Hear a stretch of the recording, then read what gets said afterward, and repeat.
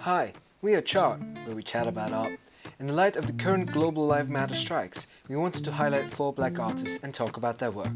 This episode is part 1, where we'll be talking about Jean-Michel Basquiat and Lubaina Himid.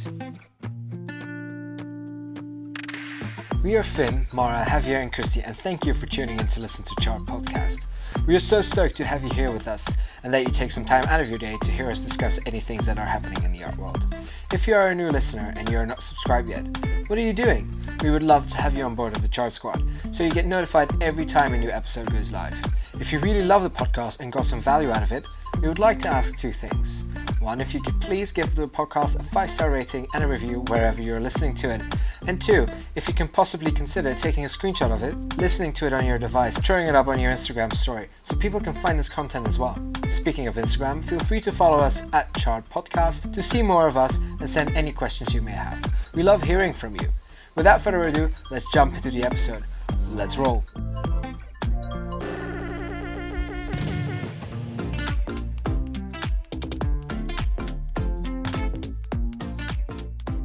In light of recent events, the least we can do is devote this next episode and the following one to casting some light on Black artists. We've arranged 4 artworks by Black artists that speak in one way or another about the situation of, social injustice, racism, police brutality, etc.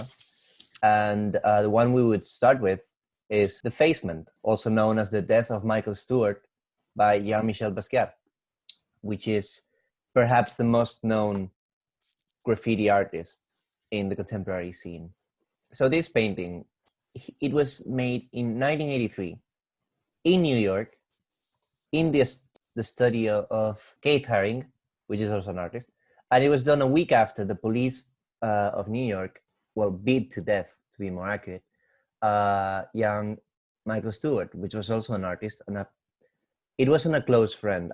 They were in the same social circle, and I believe Basquiat was dating his former girlfriend or something like that. But the thing is that they were both in the same wave of black African American street artists, and he was caught allegedly tagging a wall. I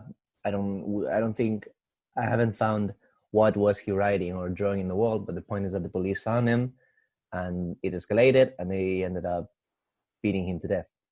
So when you look at I think it's an interesting painting because when you look at it, it kind of looks like children's drawing. And I always like maybe like is not the word. I think it's very interesting when artists use this, stylize their paintings with like a children vibe to talk about very serious and very gruesome issues.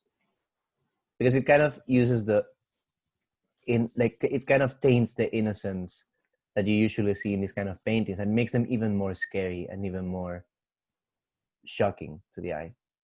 So in the painting you can see a black figure, which is it's just a black silhouette. It doesn't really represent Michael Stewart, because the point is that although it uses Michael Stewart as a symbol of every black person who's beaten by cops and is a victim of police brutality. And you can see the 2 policemen that are beating him with those clubs. One of them has fangs, like a vampire monster-like. The other one has this very inhuman face where just the 2 eyes are shown. And it's just very in Basquiat's style of graffiting. It really doesn't seem to be trying to be an objective representation of what happened. It's more of a metaphorical one. So I think this, apparently during the 80s, this was very common, sadly, in New York. It was a very violent time for, it's always a violent time for Black minorities in the US, for police.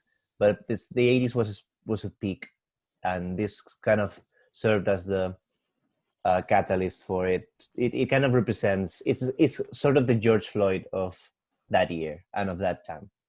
So it's interesting to see that this story is something that has been repeating for the past decades, but also it's sad that it has happened before with the same intensity as now, and nothing seems to have changed. What do you guys think? I love his style of painting, and that's always like a little bit naive which is not like meant to be negative at all, but it sort of simplifies what he's trying to say. It makes me think about maybe, you know, when you're younger and you go and see those puppet shows where they're holding the little clubs. In England they're called Punch and Judy, but I'm sure they're everywhere. But it's sort of that, you know, they look like two puppets holding two fake clubs. Yeah, I don't know, that's what it reminds me of. And yeah, that kind of, in those plays or in those puppet shows, they like will beat one person like senselessly, like without stopping, and it's meant to be comedic, and to me that's what it reminds me of. Yeah, I love this painting. Basquiat always paints, and like those works are huge. Yeah. And then if you compare the huge work and then this style of painting, I think it makes it even more raw and pure, so that when you see it in like real life, it really grasps you. And I think how he paints is very direct. Yeah. What Mara said about naive and raw, I like how Finn you said it. It's very much about his directness in painting. You can see the aggressive brushstrokes, and sometimes like just you can almost feel what he's expressing in terms of emotions when you see the work, because it's so big, it allows so much bodily movement. It engages the whole body, and I think you can't help but think about himself, you know, moving across the space, painting it, and also sometimes charged with that emotion of this rage sometimes in his paintings. That is really powerful for me. What I think is interesting about this painting, and something that I've heard some people critique about the George Floyd case, is the use of one particular Black victim of police brutality as kind of such a big martyr and symbol of it, that it completely eclipses of all the other victims in that space of time or that have happened recently. So you can see here, if you look at this painting, that there's like a halo around the head of the Black figure. And does it represent the halo though? Because when I look at the Black figure, I kind of, because it has ears and it kind of has a nose, so it can represent like a pig.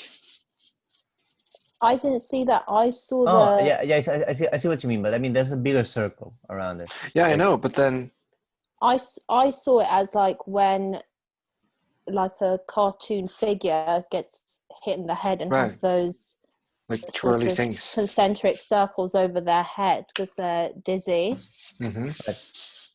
Right. Yeah, you could read it as well. I mean, I was saying it because Basquiat is known for canonizing historical Black figures. It's something that he does a lot during his work. So I instantly jumped to the conclusion that he was doing the same thing here. Maybe as a critique to, you know, how high these particular victims are elevated, and how that's something that, although the intention is good, of course, because you're using them to represent some injustice, it kind of harms the cause in a way, because you're not casting light on all of them. You're using one particular example to kind of represent the whole cause.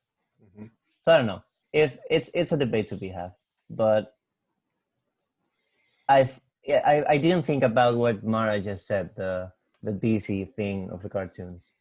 It also has like stars above it, so yeah, it really. But isn't like that also a way to like draw dizziness when someone hit you in the head? Right. And then you're kind of disorientated, having like a concussion. But isn't it also linked to just the time, the 80s? I mean, we have the AIDS crisis as well, which was, and then Keith Haring with his very colorful and easy drawings to understand. Yeah. So to make the works more accessible and more able to be widespread over the audience. Bear in mind that this painting was painted in Keith Haring's Right. Oh yeah, studio. that's true. So they definitely knew each other, unless Basquiat broke into his studio. Don't know that, by the way. We don't know if he broke in or not. It was a joke. If it wasn't, don't sue us, please. To make it clear. Like Keith Haring goes to an exhibition of his work and it's like, it says made in a Oh, studio wow. of Keith Haring. Those look like my paints. Oh, there are my paintings. I think as well, like in this, at least one of the policemen look so evil. He's got pointy teeth. Right, It looks like when you draw a wolf in children's stories. Yeah. And it's like all this stuff that makes me think about like it just makes me think about children's stories, or maybe like a representation that it just makes me think so much of puppets, especially because they don't have any legs. Mm-hmm. Well, they kind of, the one on the left kind of does. There's like two blue lines. Right. Sort of. Where are you seeing that? Right, it has like two small blue Yeah, That like looks like a two- bit of paint has Yeah. dripped. Well, to me, it's his legs. He's one-leg Intentional policeman. drips. Right. I also think the pinkness and like the very bright pinkness of the police officer's skin is very intentional. Right. It's very like Yeah. It's aggressive, isn't it? Yeah, it's very, very pink. Like that makes me think more of a pig, honestly. Right. The first thing that I thought of when I saw this painting, I saw the pink policeman with the fangs, was Count Dracula from From Sesame where? Street. So yeah, like I don't know if that was what Basquiat had in mind when he was painting this, but it definitely gives you a children's cartoon vibe Right. Yeah. when you look at it. You also think he just kind of used whichever was available. Yeah, that's true. Well, Basquiat was a street artist most of all. He moved to Yeah. studio, but he was a street artist, so he was probably used to just painting with whatever he could. Yeah, And Yeah. exactly. But I his think that message makes it across as- even more of a children's, like, reminds you of like Yeah. children's work or like, Yeah, children's sure. world. Because you're just like, it's literally like when you're a child and you're like, why can't I, use pink as the skin color? The skin And color, just- because it doesn't matter. it's very, I really like this. Should we move on? Yeah, sure. Another, or do we have more stuff to say about this work? Yeah, I like it Yeah, because the it's work. it's much simpler than some of his other works that have loads of different elements going Yeah. on. Yeah, Yeah, I mean, with most of his other works, Basquiat is kind of drawing a very broad picture. I think with this one, he just wanted to get to the point. And Yeah. he was so mad and angry about the whole situation that it was just a very passionate painting that he just did like very quickly and on the heat of the moment. yeah. That's why it's so powerful, because it's just, I can see he was angry when I look at this. Okay, should we move on to Christie's work? Yes. Yeah. Let's do that. Divina Hamid, Tanzania-born, Preston-based artist who won the Turner Prize in 2017, and her art focuses on themes of cultural history and reclaiming identities as a Black person. She moved to England shortly after her birth, and her paintings, woodcuts, installation, and works on paper always explored historical narratives of migration and colonialism, especially the cultural status of Black women. She kind of became a key figure in the development of Black British art in the mid-80s, and she is also one of the first artists involved in the UK's Black art movement in the 80s, and continued to create activist art, which is often shown in galleries in the UK and worldwide. And she kind of sees her work as filling the gaps in history and giving representation to marginalized history, to what has previously been invisible or silenced, which kind of correlates with the petition that's actually going on at the moment in the UK about education on British education on the realities of colonialization of the British colonies. So sorry to interrupt, but Yeah. you, Mara, were schooled here in the UK, right? Yeah. About that matter, were you taught like in depth about colonialism? I only went to a British school from age, I think it was either 13 or 14, and we were at that point at the Industrial Revolution, and then everything we did after that was, you know, like the Vietnam War, like the World Wars, Right. communism in China we did, but none of it went to, I don't know what they did beforehand, but because at that point we had started learning for our GCSE exams, I imagine that's when they would want to put they start to put like the heavier topics in there. And they Right. didn't. We Okay, just so started. what actually happens is that because I did A-level history, and there used to be like, you know, A2 and AS, right? Yeah. So for the A2 module, which is the last one, where you do your coursework as well, you have to write 100 years of a certain period of history wherever you want. But in general, they do teach you about British colonialization, or like the colonies. And our school made us read 2-3 books about the empire, and one of which was specifically about India. So it wasn't necessarily like compulsory to read the whole thing, but then they definitely like suggested us that we should read it. And I read the one about Indian mutiny and stuff. So it was like pretty brutal and really gruesome. Wow. Because in That's Spain, actually- we didn't really read throughout my entire high school like studies. We'd never really touched upon what we did in South America, you know? No, in Belgium the same. I mean, I Yeah. think the first time I really realized that we did something terrible in Congo was when I did my internship last year with an artist that was very dedicated to what happened there, and he showed me all these books about it, and I was like, I didn't even really know that happened in history. And he's like, well, our education just doesn't highlight it. I guess in some way or another, it's such a heavy topic that it is quite hard to touch on if you're at a very young age. I suppose that's why they, even with history, like you only get to kind of be exposed to that education or ideas of it is because you took the subject, and obviously not a lot of people like taking history. So maybe they should actually put that in the general history. To counter that, I think when you said, it's a tough topic to grasp. I mean, in Belgium, we have to have history. You have to do that. So, but I remember that we were very dedicated to the horrors of the Vietnam War and the horrors of the Holocaust. And we really saw that very in depth. So it's kind of more of like, this is...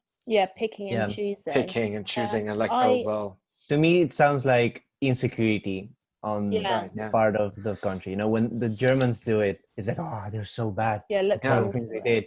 But when it's like us who did it, it's like we it was empty. Like Argentina was empty, like we just got there. It's also really interesting how even if you look around in the UK or just in London, there's so many statues of those general figures who were important in the colonialization of India in particular. Right. And like, the East Indian Company. Yeah. And like I was just walking down the street yesterday from Trafalgar Square. There's already like 2 sculptures of of 2 generals that were in India, and there's just like more around as well, which is like it's in a way it's still celebrated, like the idea of Great Britain Right. whenever they go to the Olympics is not the United Kingdom, but Great Britain. Great. Yeah, I Right. think when, like, the day after Brexit, I remember being in a hairdresser and this older woman said, yeah, obviously I voted for us to leave. Like, I want Britain to be like how it once was. Like, it was great. Like, we had an empire. I felt like, to begin with, she wasn't.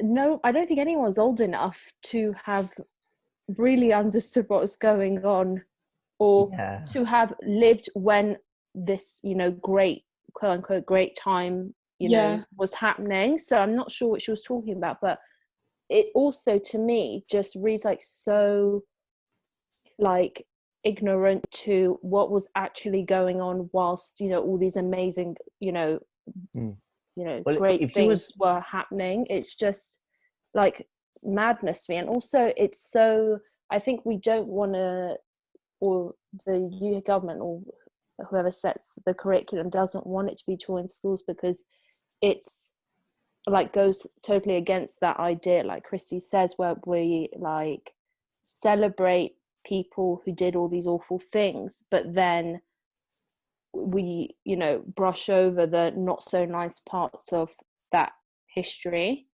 Right. Yeah. But Okay, it's but anyway, definitely, yeah, go ahead. I think we should go back to the work. Yeah, go ahead. Yeah, sure. We got a bit sidetracked, That's but okay. this painting is called Ankle Deep, and it was a part of a 12-work series titled Revenge, a Mask in 5 tableaux that the artist finished in 1992. The series has 10 paintings, an installation, and a drawing on paper that all include figurative pieces representing pairs of Black women in a different in ranges of scenarios, which you can obviously see in Ankle Deep. And another work would be Between the Two, My Heart is Balanced. And there's also some like more abstract work about modernist abstraction and African fabric, which as well as textiles, which is kind of like her way to symbolize reclaiming a map, like reclaiming a piece of fabric, like metaphorically. So in Ankle Deep, there's 2 women standing ankle deep behind banners in front of cloths and shredded maps, suggesting a connection between these women, but also their nudity and the fabric that covers them, and the maps that have been ripped and discarded, just like the colonial past. And in 2013, the art historian Dorothy Rowe spoke about the revenge painting, stating that Ankle Deep features 2 women seeking their revenge from the fabric of history. The women shred and scatter the colonial maps of the past before searching for new robes and debating new directions. So it kind of deals with the act of, or like the metaphorical act of destroying maps, and kind of signifying the destruction of power and knowledge that has been preserved of white men throughout history, which is again very topical at the moment. Himid, she described the intentions and interactions of these women in the Revenge series as follows. The space they occupy is filled with them and expand with their ideas. They have several strategies. They expand to fill the situation. The women take revenge. Their revenge is that they are still here. They are still artists. That their creativity is still political and committed to change for the good. So this particular painting, but also the entire series, reflects the reimagined roles of Black women in history, but also in current society. Even though the painting was made in 1992, I think it's still very powerful if we put into like the current context, because you also still see so many Black artists painting Black figures interacting, just the sheer interaction is oddly incredibly powerful, and it's kind of destroying but also reconstructing conventional historical narratives. You know how like historical paintings mostly depict, or like European historical paintings mostly depict white people doing things. So like with her works, it's kind of like reclaiming what like daily lives, but also they're a part of identity. Yeah. I think the action of destroying maps is such a good symbol. Right. Yeah. The deconstruction of colonialism, especially because, you know, most borders nowadays in colonial places, in past colonial places like Africa and South Asia and all these places, are the borders that Europeans drew when they left, you know, like, Yeah. for example, India, it's a very, very, and this is something that a lot of Indian people I met during my bachelor's said, it's such a different country when you look at one part as opposed to the other of the country, that it's almost like they're just different countries put under the same place. And even they don't understand why they're in the same country. There's so many frictions between, you know, I don't know how they're called exactly, maybe states within like regions India or states. Yeah, or, regions, but yeah. like they're culturally so different that they don't understand why they have to vote together to have one government. And Okay, I see what you mean. you know, That's- and I mean, most of these were just convenience when you know, the decolonization happened. And it's very interesting to use the destroying maps as a symbol of that, because who gave these people the chance to make their own countries? It was just the Europeans who just said, okay, fine, now you're a country. And maybe they didn't really want to be a country that way. Maybe they wanted this piece of land instead of the other. And it's such a whole mess that Europeans did in even when they were doing the right thing, which was giving independence to these people. And I'm not saying that all white people, well, no white people, all European people did, because there were so many independence wars in the 60s and 70s. Yeah. But the point is that it's such a good visual element to have these women destroying maps. Right. Do you know what this reminds me of? When I did a module during my bachelor's where we were learning about printmaking in the early modern period, and it was all these maps that were huge, they were inaccurate, but of the world, and around the border they would have like couples, usually like a man and a woman, or a man or a woman and a child, and they were meant to be representative of the different people like all around the world. And when it came to any that were deemed like, you know, people who were, and it's their word, like savages, or, you know, very with a completely different culture, they were always represented nude, where maybe that is correct, but that is like, that's what, you know, that's what it calls for in their culture. Like it was totally normal to be nude. It's not a symbol to those who are drawing up the map. It was a symbol of being, you know, uneducated and totally foreign and like below them in the like totem pole. And it just Or reminded being me like objectified, maybe. Yeah. And just what you were saying about them, you know, this like sliver of fabric that goes over the two women, it's all, to me, it makes me think like when they would bring over people from colonized regions and try and like assimilate them to British culture or like a European culture. It kind of makes me think of that. Yeah, I mean, like when you were talking about how the map is such a great symbolism for it, I was actually thinking about the other day. I was trying to learn about the Middle Eastern royals, and they were talking about how Fascinating subject, by the way. Yeah, Next episode. Next they episode, were showing like the map.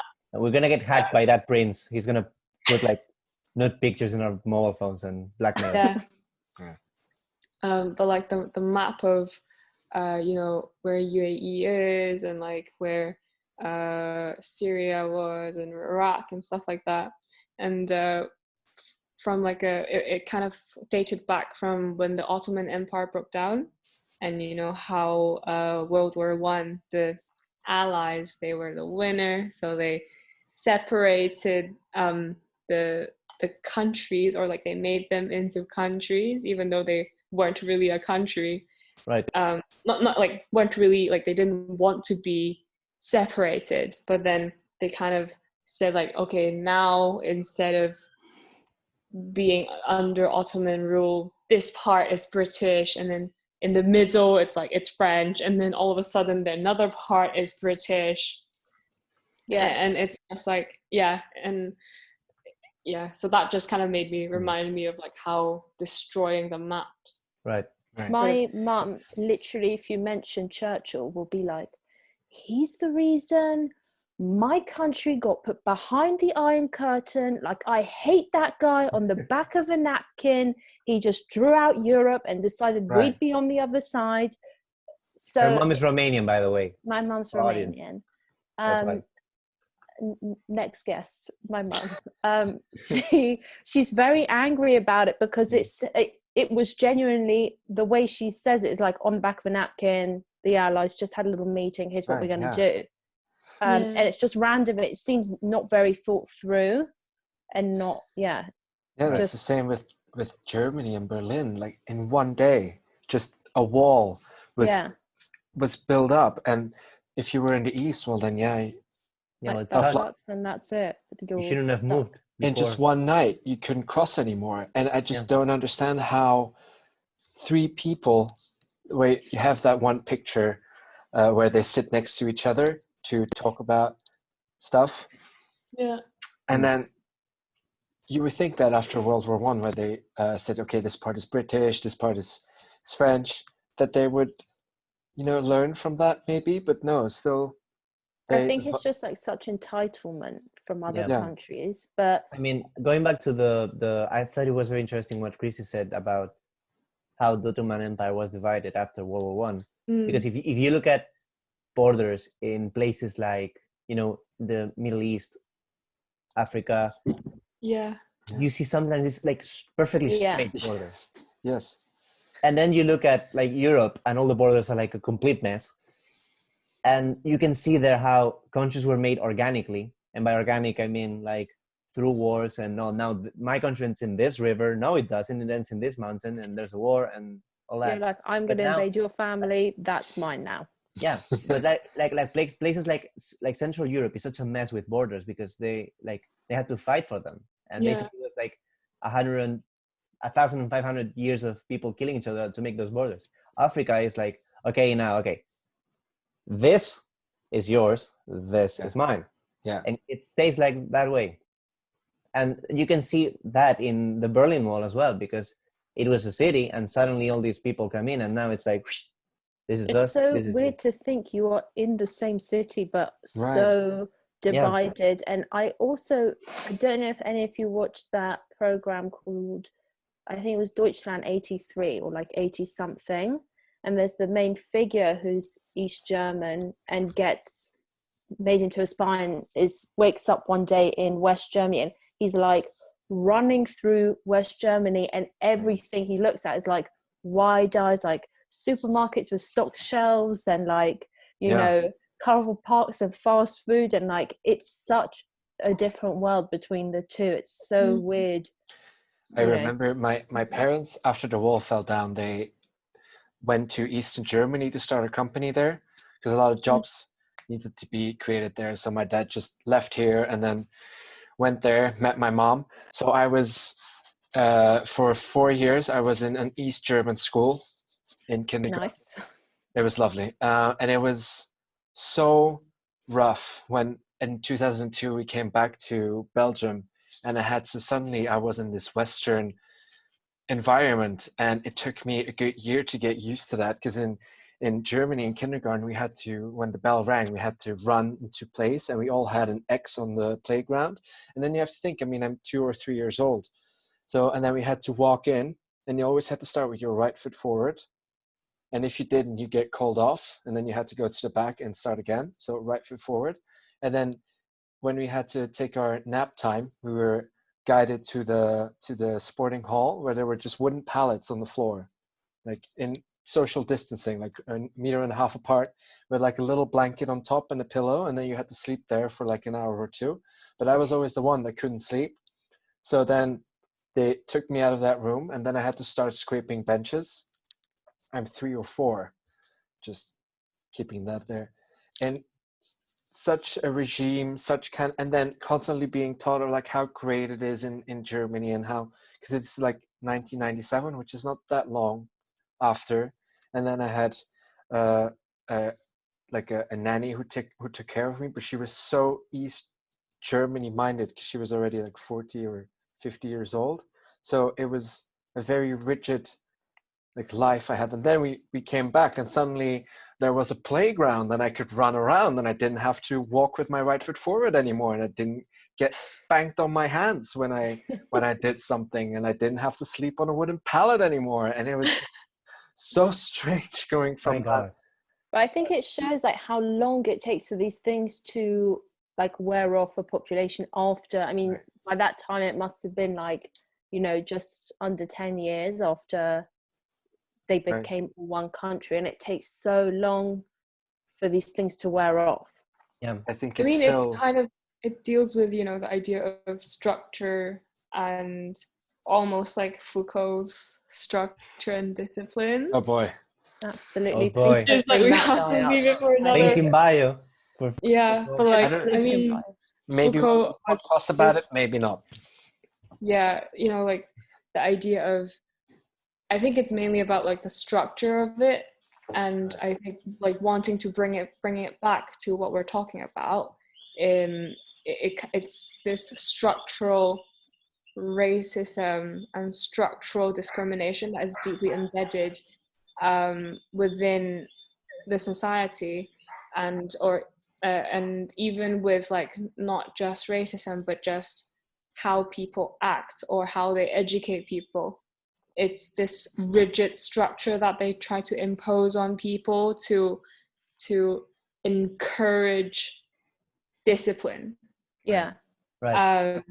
And by doing so, to discipline children so they don't get out of hand, to discipline, and on a grander scale, to discipline certain minorities, discipline people in general, which is really problematic, especially when we're in this society where we want progress, where we want everyone to be equal, because we're all just humans, and we are all humans.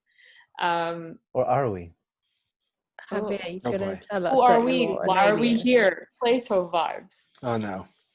Well, I mean, the whole point of, I mean, it's not like cops in the US are genetically abusive and violent. It's clearly a social issue. They're raised, and in both in their early childhood, I guess, and in a system that not promotes actively, but it still is so embedded with, enables that behavior. Right. Because this morning I was reading in the newspaper that segregation in America has only been, it's only been 55 years. Yeah. Since that has become. Yeah, Jim Crow law was still there in like 1896. Like 55 years. That's nothing. That's nothing. I mean, my grandparents. So this Franco, the Spanish dictator, died in 1975, and my grandparents are still such supporters of this guy. He's dead. We love him. I know, but like especially now with the whole COVID situation, my grandparents are like. So there's this sentence in Spain. It's kind of a meme, but sadly people say it seriously. It's, with Franco, these things didn't happen. You know? Come on. And when my like normally you say it as a joke. It's like, oh yeah, man, thank God we're done with that guy. But my parents say it seriously. And I'm like, your parents or your grandparents? What? Your parents or your grandparents? My grandparents, sorry. Oh, right? okay. My parents, no, it was my grandparents.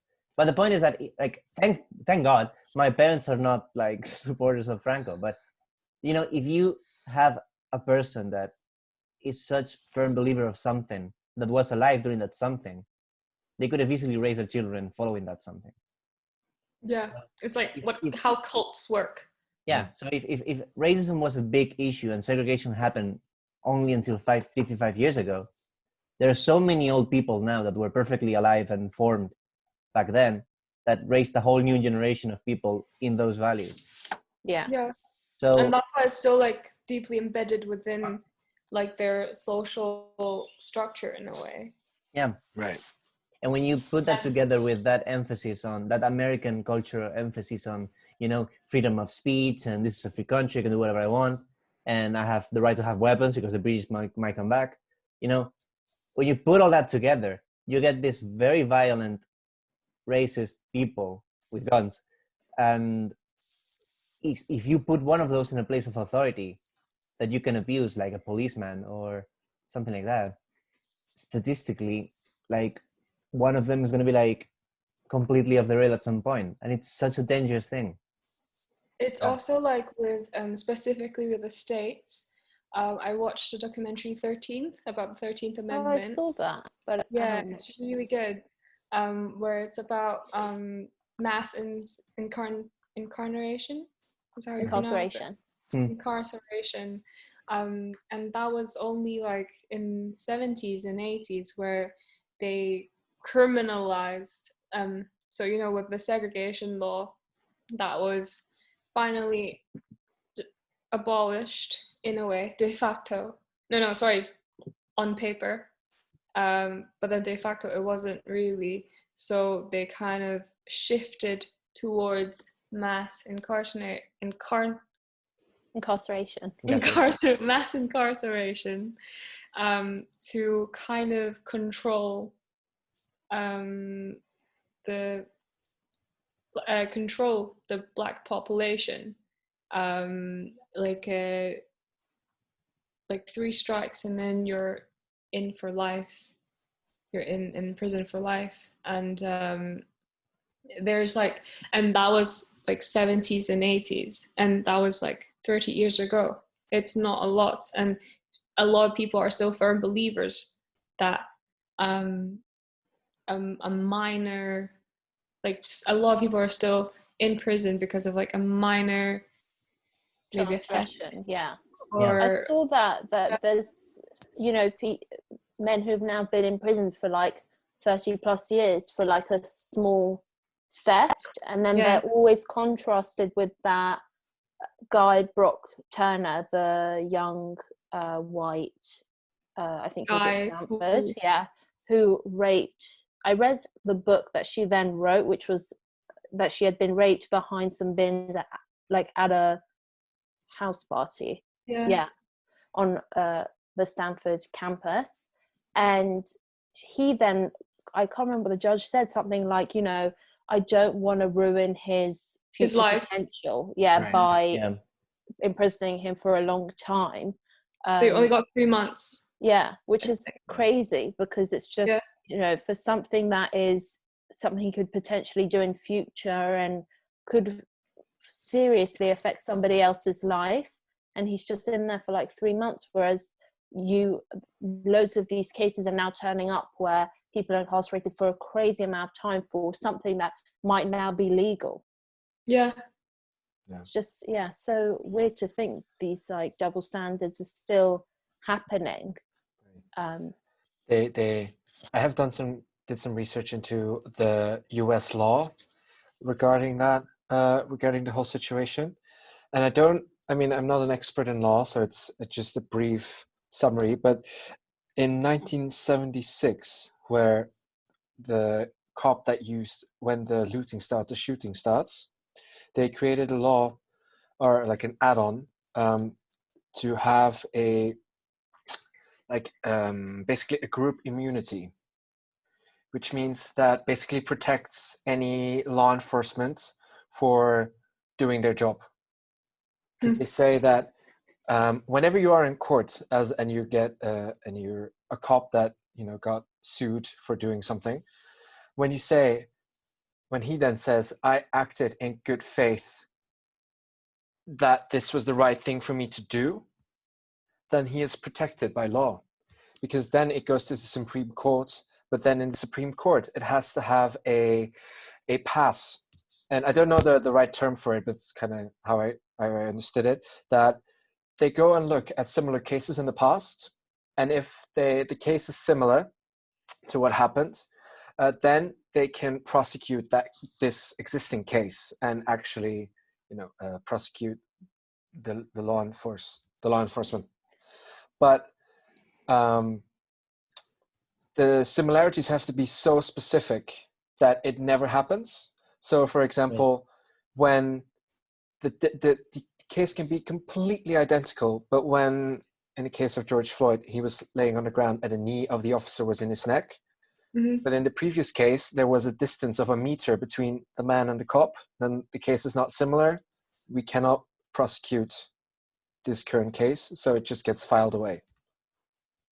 My God. That's so weird. The American system is just so flawed. Yeah, the American system is Such a headache. yeah. It's yeah. You cannot, But I think these were you can't both touch very somebody. interesting works in showing one, something that is very, very relevant now with Basquiat's painting, and then one that's more like something that's been so, it's so like historic and really why our country is the way it is now, because we have, it's like a huge indebtedness to everything we took from these countries. It's very interesting to see like so many, like two facets of like such a big issue. Yeah, definitely. Hope you enjoyed listening to this episode as much as we enjoyed making it. If you especially loved our episode, we would love it if you gave it a 5-star rating and a review, and even consider taking a screenshot of this episode and posting it on your Instagram stories. That way we know that you loved it and other people can find our podcast as well.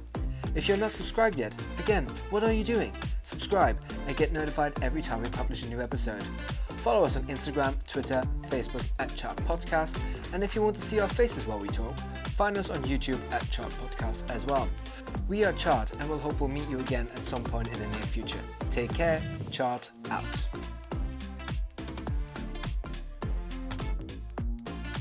Love you. See you. Love See you you. later. Bye. Bye.